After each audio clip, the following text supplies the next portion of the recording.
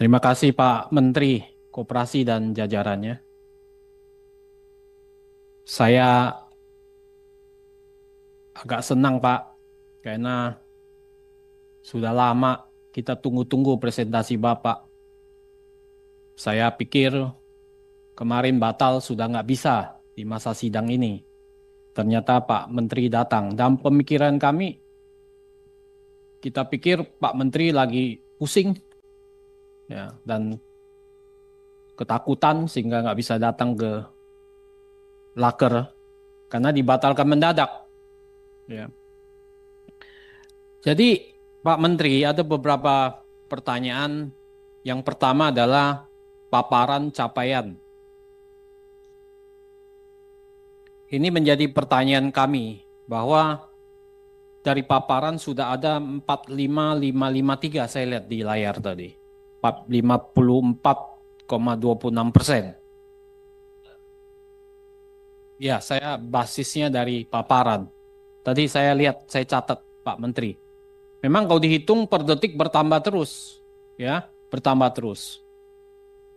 Saya mempertanyakan, saya apresiasi Pak, tapi saya mempertanyakan sebetulnya, karena program ini kita dukung Pak, karena ini programnya Presiden, Bapak Presiden Prabowo, kita dukung, ya, dan sudah dituangkan dalam Inpres.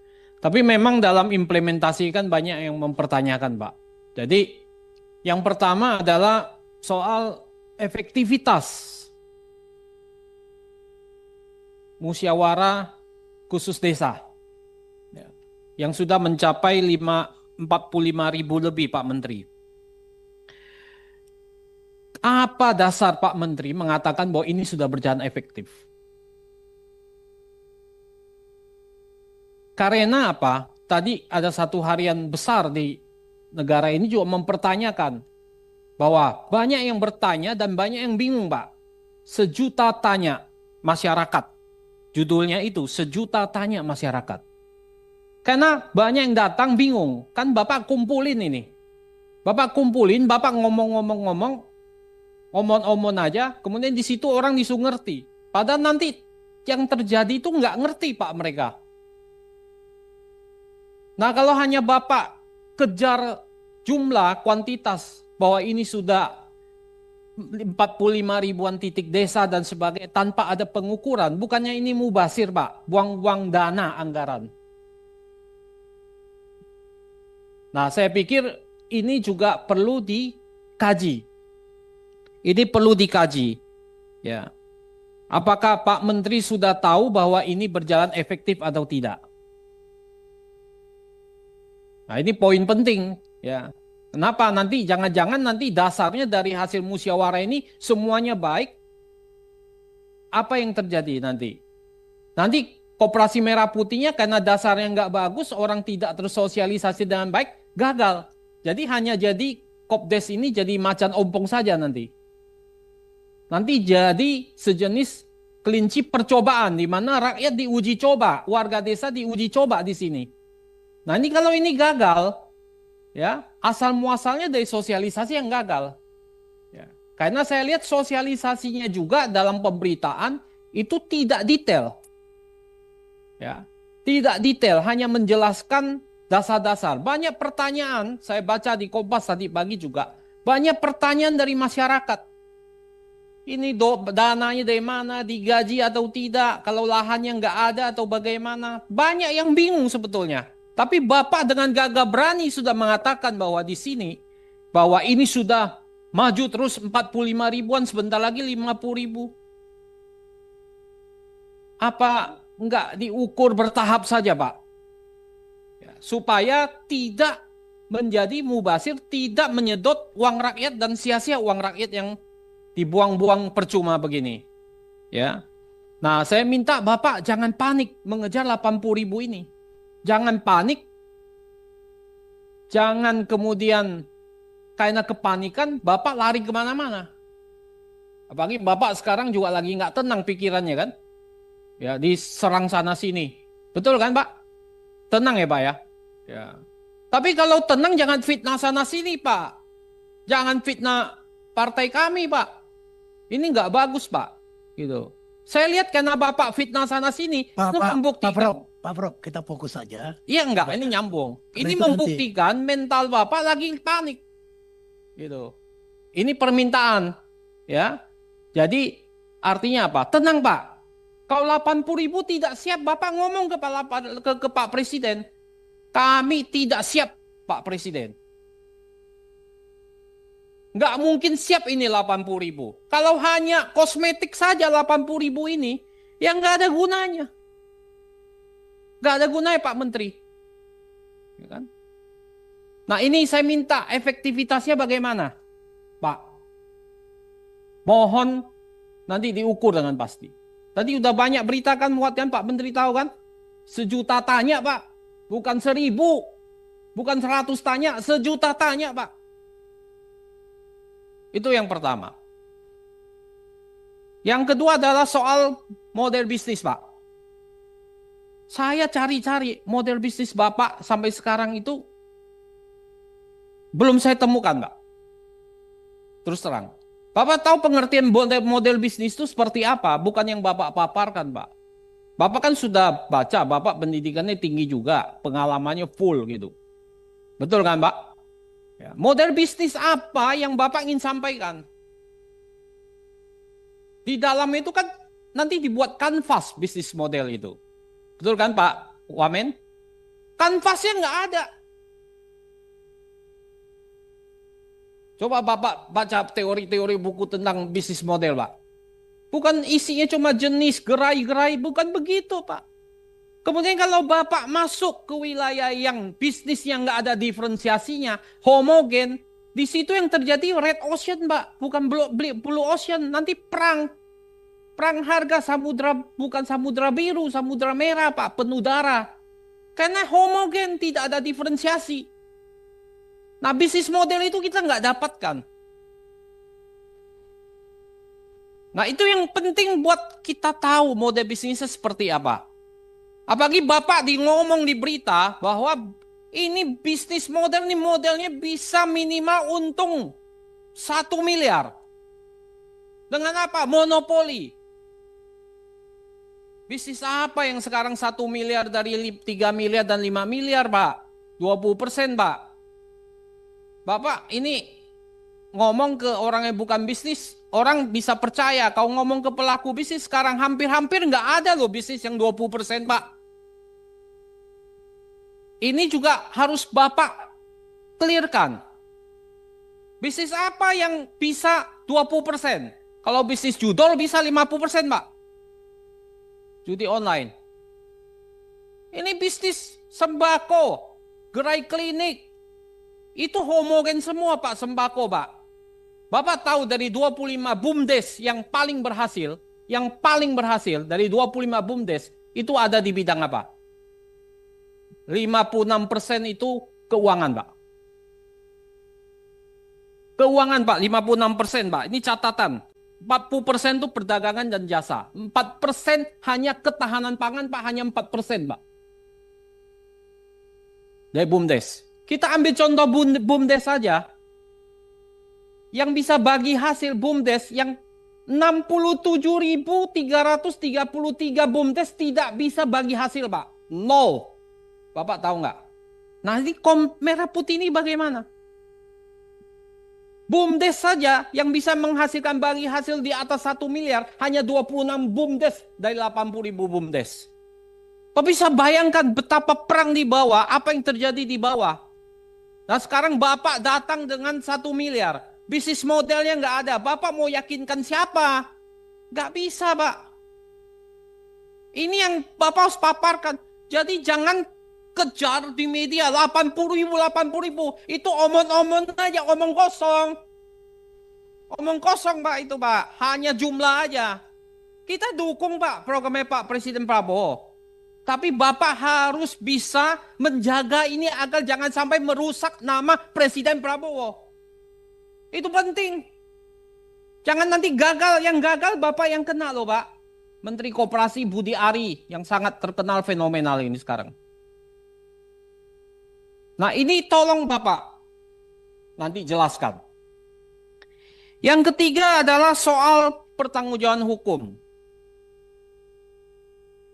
Soal penting juga banyak bertanya, Pak. Siapa sebetulnya bertanggung jawab?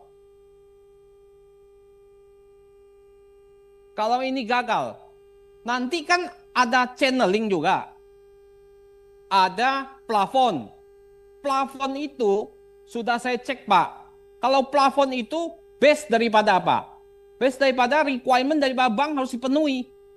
Nggak mungkin dia kasih plafon 3M semuanya dia cairkan. Berapa yang bisa memenuhi plafon 3M itu? Nggak gampang, Pak. Bapak bikin koperasi yang sudah ada, Bapak jadikan merah putih, itu juga kalau 3M belum tentu semua bisa dikasih, Pak. Sekarang kan kecil-kecil, Pak. Itu nggak mudah juga. Channeling, itu bansos, itu uang rakyat, Pak. Kalau koperasi yang nggak benar, itu ludes semua uang rakyat kau channeling. Itu BUMN cuma bayar aja. Itu kan kayak bansos, dikasih channeling ke Bank Himbara. Nah ini bagaimana? Banyak bertanya, ini key resources-nya. Itu salah satu bisnis model di dalamnya key resources, Pak. Itu kita cerita tentang finance. Key resources-nya apa? Finance-nya bagaimana? Bapak yang mana pakai channeling, mana yang pakai plafon? Nah ini kan harus jelas, Pak. Ini kan nggak jelas semua. Nah, itu soal key resources. SDM-nya lagi. BUMDes tuh banyak gagal karena SDM-nya nggak bagus, Pak. Gimana Bapak mengangkat SDM-nya? Ini menjadi pertanyaan di bawah. Jadi itu nggak boleh kita sembarangan, Pak. Ngomong, bunyi, asbun, 1 miliar pasti, kita monopoli. Kita udah tahu persaingan bebas. Kita monopoli di desa-desa, ini monopoli di sana. Bagaimana caranya? Ya. Nah ini yang kedua. Yang ketiga, saya minta tahapannya harus clear, Pak. Tahapannya, ini nggak ada tahapannya. Bapak mau yang baru bikin, tahapannya bagaimana? Mau yang existing, tahapannya bagaimana? Kemudian mau yang revitalisasi, bagaimana Bapak menyehatkan dengan revitalisasi bisnisnya? Berapa persen dari 3 ini yang nanti akan terjadi? Itu tahapan-tahapan itu harus jelas ke depan. Jadi saya minta, sebetulnya saya melihat bahwa dalam implementasi lapangannya, Koperasi Merah Putih ini babak belur, Pak. Tidak jelas sama sekali. Dan ini harus Bapak hati-hati. Programnya dari Bapak Presiden Prabowo bagus, tapi dalam implementasinya hancur lebur kacau balau, Pak. Terima kasih pimpinan. Terima kasih pimpinan atas kesempatan untuk menjawab beberapa pertanyaan yang menurut saya sangat substantif, terutama dari Profesor Darmadi. Soal efektivitas. Jadi begini, pendirian Kopdes sesuai instruksi Presiden itu tanggal 27 Maret 2025. Jadi kalau dihitung baru sekitar 2 bulan. Termasuk juga Kepres nomor 9 tahun 2025 tentang pembentukan Satgas Kopdes Merah Putih. Inilah satu-satunya dan mungkin pertama kali di Indonesia urusan koperasi dikeroyok oleh 18 kementerian lembaga termasuk gubernur dan bupati wali kota. Jadi soal efektif, saya pikir ini memang kerja bersama. Dalam berbagai kesempatan saya selalu bilang Kopdes Merah Putih itu musuhnya 3.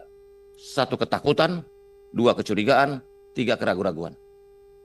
Karena kita takut, siap nggak nih orang desa? Curiga nanti ininya kepala desanya begini. Atau kita ragu-ragu.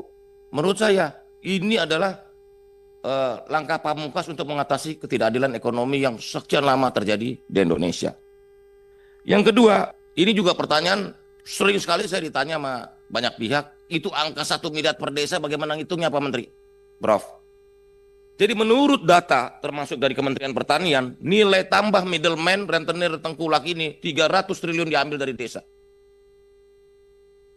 Dari mulai selisih harga sampai misalnya beli wortel 500 dijual ke kota 5.000. Nilai orang tengah ini terlalu besar. Jadi tidak adil buat masyarakat desa, tidak adil juga buat masyarakat kota.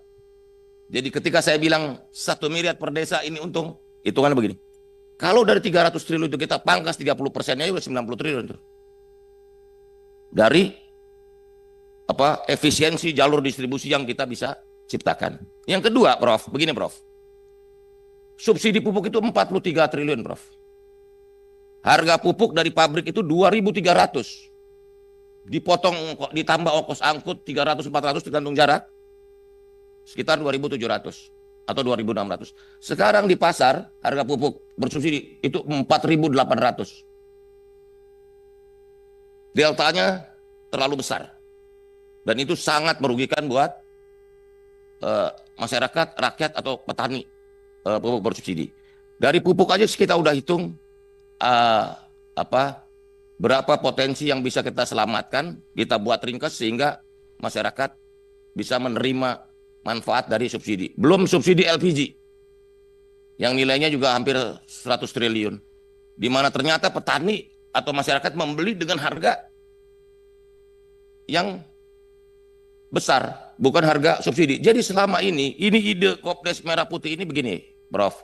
Ini ide Presiden untuk membuat barang-barang yang disubsidi oleh negara ini efektif, efisien sampai ke masyarakat. Jangan sampai negara udah mengeluarkan uang dalam jumlah besar untuk subsidi, ternyata tidak dinikmati oleh masyarakat. Pupuk masih dibeli dengan mahal, LPG dibeli dengan harga market, padahal negara sudah subsidi. Nah, dalam filosofinya adalah barang bersubsidi itu sebenarnya sudah menjadi barang publik. Karena sudah ada intervensi negara untuk mensubsidi komoditas tersebut. Nah, karena itu penyalur atau distributornya barang publik itu adalah harus lembaga milik publik yang bernama koperasi, Prof. Nah, kalau ditanya, ini koperasi monopoli, dalam undang-undang kita cuma 2 lembaga yang boleh monopoli. Yang pertama BUMN, yang kedua koperasi. Koperasi dibenarkan untuk BUMN. Minggu lalu saya bertemu dengan KPPU, Komisi Pengawasan Persaingan Usaha, karena ini koperasi adalah lembaga ekonomi yang sesuai dengan ideologi negara, maka dia boleh monopoli. Kenapa boleh monopoli? Karena koperasi milik orang banyak, bukan milik 1-2 orang. Sampai sekarang undang-undang kita masih memperbolehkan koperasi melakukan monopoli. Nomornya? Undang-Undang 5 tahun 99. Pasal 50, Prof. Itu gini pimpinan. Dalam Undang-Undang 5 itu, kalau koperasi itu dia jual kepada non anggota, itu nggak boleh, Pak. Itu nggak boleh, itu melanggar. Dan terjadi banyak kan yang bukan anggota, karena banyak yang tidak bisa. Ya, artinya dia banyak juga koperasi yang sebetulnya dia bukan anggota gitu, jualnya dia luas, itu nggak boleh, ya kan? Apalagi kalau dia besar itu di situ. Itu Undang-Undang Nomor 599. Ya, yang pertama adalah pengukurannya, Pak. Ada nggak Bapak?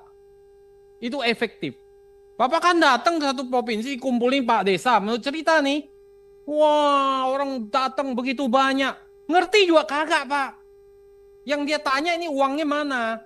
Itu aja, Pak. Yang dia tanya uangnya itu mana? Nah, ini orang ngerti nggak? Komprehen nggak? Ini loh. Nah, mana pengukuran Bapak? Ini kan Bapak hanya gegap gempita. Wow, begini 50.000 naiknya per detik nih. Kayak ini follower nih naiknya. Kayak bola ini apa yang follower banyak sekali. Setiap detik banyak. Naik 1.100. Efektif gak nih barang? Orang gak ngerti, Pak. Apa yang Bapak jelaskan. Itu yang pertama ya. Yang kedua, Bapak nggak punya bisnis model. Kenapa saya katakan bisnis model? Saya nggak pernah ngelihat. Bapak tahu yang namanya bisnis model? Kayak salah satunya Chan Kim Blue Ocean. Bapak tahu nggak? Nggak ada Pak bisnis model. Tadi Bapak menjelaskan, tapi bisnis modelnya nggak ada. Key resources-nya mana? Customer segmentnya mana? Streamline income-nya mana? Semua nggak ada penjabarannya, Pak. Itu yang saya minta, Pak. Ini kan banyak orang pintar nih. Ya kan? Ya. Iya. Nah, itulah di media kan juga. Di media kan juga nggak ada, Pak. Itu kan 3 SKS, Pak. Ya. Ini kalau gini, sorry ya Pak, kalau Bapak masuk ini KMP semua bisnisnya homogen, tidak ada diferensiasi, yang terjadi red ocean, Pak. Ya kan? Maka ini harus dijelaskan kepada kami, gitu. Itu Pak Menteri. Terima kasih, pimpinan. Kali dialog dengan Prof. Darmadi ini karena lebih bisa menjawab banyak pertanyaan. Ini yang dikatakan Pak Asep tadi soal modeling. Ini kan tadi pembentukan, baru fase pembentukan. Kelembagaannya dulu. Bahwa sudah ada antusiasme dalam, misalnya soal kelembagaan ini kita jaga dulu apa nih? Minimal ada musyawarah desa khusus. Saya nggak mau forum mekanisme pembentukan Kopdes ini cuman omon-omon 10 orang jadi, enggak. Harus ada musyawarah desa khusus, oke? Yang kedua, dalam aturan kita, Pak Mufti ini juga menjawab pertanyaan Pak Mufti, itu kita udah jelasin, kepala desa, ex officio, ketua pengawas. Dan dalam pengurus koperasi yang jumlahnya 5 orang, tidak boleh ada hubungan semendah. Jadi istri, anak, nggak boleh jadi pengurus. Jadi nanti kalau ada dia, pasti akan kita batalkan. Gitu. Ini belum ada uang yang terlibat. Pak Menteri menyambung itu, apa dasar prinsip Menteri Koperasi menyatakan bahwa ketua pengawas ex officio. Sementara menurut saya sebagai pemikir dan koperasi itu melanggar daripada prinsip-prinsip demokrasi koperasi. So, pengawas, pengurus dipilih oleh anggota. Koperasi itu prinsipnya dari dan oleh anggota. Anggota adalah pemilik dan pengguna jasa daripada koperasi. Itu. Apa prinsipnya, Pak? Karena gini, pimpinan, saya nyambung sedikit, Pak. Karena itu hasil pimpinan, izin. Sekalian dijawab, Pak. Saya minta nanti dalam RUU, Bapak itu mencabut draft RUU yang akan disahkan nanti dan akan dibahas panja 1. Kepala pengawas mengganti kerugian. Itu ada di draft undang-undang. Itu saya nanti Bapak perjuangkan itu nggak boleh, Pak. Kenapa kalau setiap kerugian itu dibebankan pada kepala pengawas? Berarti kepala desanya yang bertanggung jawab. Ada, Pak. Ada, Pak. Ya. Saya sudah baca, Pak, mengganti kerugian, Pak. Makanya Bapak nanti pelajari, Pak. Saya sudah baca, Pak. Kita udah baca ya, Pak Mufti. Kita udah baca, Pak. Ikut bertanggung jawab.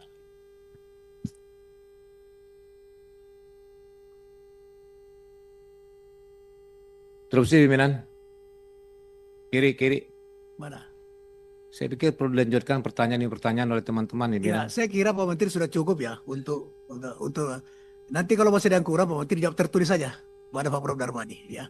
Baik.